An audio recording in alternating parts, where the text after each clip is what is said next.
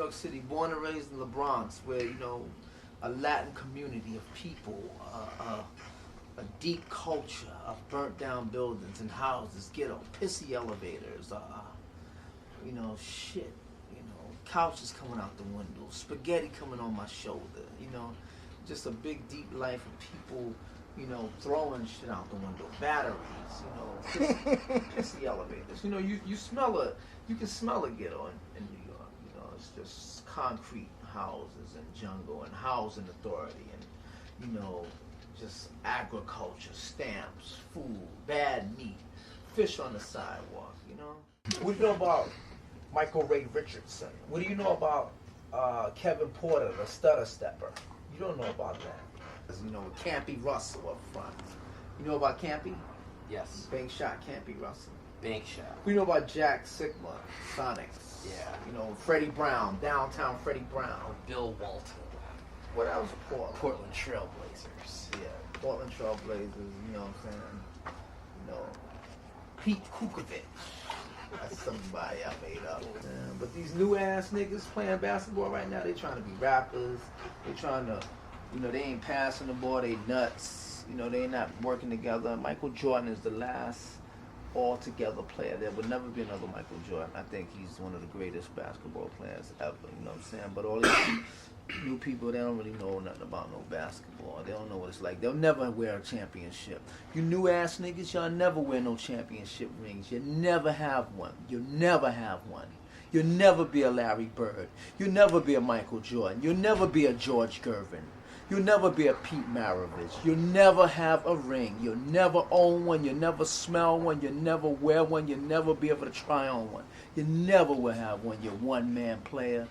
Being a rock star is great. Traveling all over the world, you know, Paris, France, London, England, Germany, Italy, you know, Amsterdam, of course America, you know, standing on stage, the adrenaline.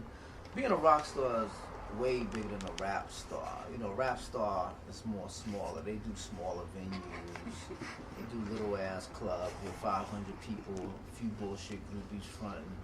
You know, but when you get into doing big arenas like stadiums, like me, I played the Wembley Arena. I pack about 70,000 motherfuckers up in the Wembley. I played Yankee Stadium, Giant Stadium, the Municipal Arena. It's a rock star. All rock stars do things like this, you know what I'm saying? Rock stars, these are pants I designed, things I got coming, you know. As you know, my back, you know, rock star gets ass. The life of a rock star. Rock gets ass. You know, it's the life of a rock star. It's the whole mental thing. It's a mental thing in being a rock star. It's relaxing, you know, it's vibing, you know. When you're a rap star, you can't have the freedom you want. You can't go out. Rap stars are scared. They're more or less scared. They live a beautiful, a life of afraid. They think somebody's out to kill their ass. Because they made a lot of evil ass records, so they think somebody's out to kill them, shoot them. They paranoid, so they gotta stay behind doors in order from Pink Dot. You know, call delivery motherfuckers to bring them chicken and all that shit. They can't go nowhere, so they gotta live a life looking out the blinds all the time, sending a motherfucker down the hill to get something to eat and all that, you know what I'm saying? I can't send a nigga out to really pick me up some food because I don't know if he's shitted in my food. I don't know if he's spit in my food. I'm like, I could live that way, but it's not a big thing, you know what I'm saying? It's like, you gotta live your life a rock star, you know. I can't wait for Pink Dot to bring me over a fucking piece of chicken. You know what I'm saying? You know, hello, you know what I'm saying? Motherfuckers keep cameras all around their apartments and they, you know, it's like you can't enjoy your life.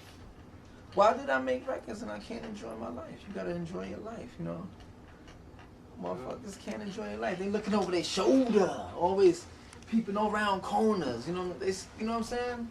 It was with a group called Ultramagnetic, which became a legendary famous group for the past. You know, I've been in a lot of magazines and books and hard shelf magazines across the world talking about that.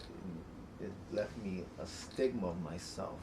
I became a star by accident. Like, I didn't really, you know, I was going, as a young kid, I was going to Paris and France. I didn't even understand that really. I was traveling so much that, I've been where every rapper has already been. The girls, the fast life, the hotels. Back in the days, you had more. I would make 5 G's just on a weekend, a limo come pick me up. And you had more drug dealers was running the spots. More drug dealers was having clubs, just paying you $6 grand out their pocket. It was more of a freelance. Now it's very commercial. College kids do gigs and it's all paid through checks. And back in the days, it was like hotels and a lot of recreation. I mean, when you did a show in the city, you got that love from that promoter as a person who knew about you, whatever. If he was a hustler, he showed you his love by having you in a limo, proper situations, nice hotel, 5-star rooms. He gave you money. They took you to beautiful restaurants, showed you their hoods, wherever it was, St. Louis, Denver. Exactly. It was more real back in the days. It was all brown paper bag. It wasn't tax and all this shit involved. And people giving you a W-2 form in some club right now, and like a bunch of corny ass people who was not coordinated into the culture of hip hop. It was just a new phase of, like, back then it was more understanding. They understand better. They understood I needed a hype room. They understood we needed some chicks. They understood we needed Moet bottles in our room. Now it's about, it's a lot of college kids involved, and they want to put fucking celery sticks in your room with cheesecakes and shit like that. They want to put some lettuce in your fucking dressing room. It wasn't about that then. It was about Moet. It was about greens and macaroni and stuff like that. These new ass people don't know what the fuck was going down. So it was a better time. Like you said, I think it's gotten so far out of position. They didn't bring you to no show in no van and all that shit. You was in a limo. Motherfuckers, these venues want to come pick you up in some old fucking crazy looking SUV machine or something. It was like a Econoline van or some shit like that. Do I look like a piece of furniture and shit? Like, we didn't have the big budgets to fly to MTV awards and the Soul Train awards and the different festivities Grammys. They have, the Grammys. We had to get there on different types of budgets. Like, either you had your own money, as some of those groups had back in the days. They had their own money to fly to these, Jack the Rapper conventions or Impact. New music seminar. Music seminar. Now, these new people have kind of destroyed that whole era economical wise, because they go get rooms, they charge up 5 rooms, they need suites, they need to order steak every 5 minutes, and that money was coming out their fucking budgets, and they didn't really realize that until they got dropped and they don't have a record deal no more, which we had to learn and understand that in a difficult way too. They thought all this shit was given to them, and that money basically was not given to them. It was more of a loan. So when you bought 20 motherfuckers with you to one of these conventions, you're paying for all them people. You're paying for all those guys, all those fat ass niggas eating and ordering with you, and all those motherfuckers that's yes men sitting around saying yes to everything, and they got a room and they're ordering shit. The next crew that got with you on the plane, they got a seat, a ticket, a flight. They got a chair on the fucking United Airlines next to you. You gotta pay for these motherfuckers.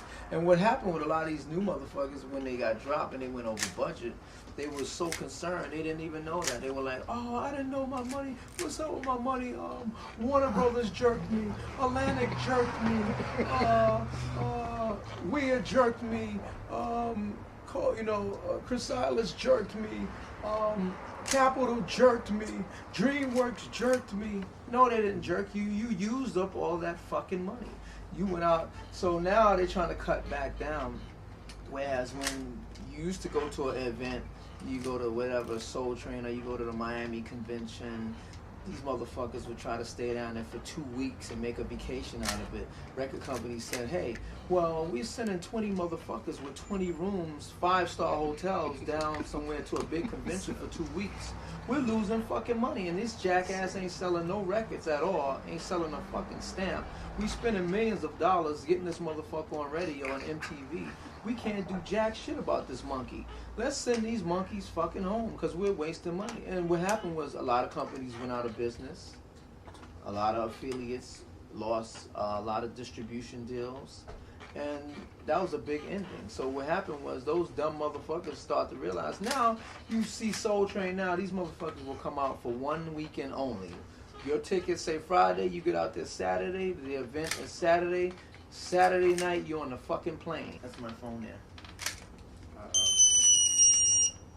Hello, call me back, please.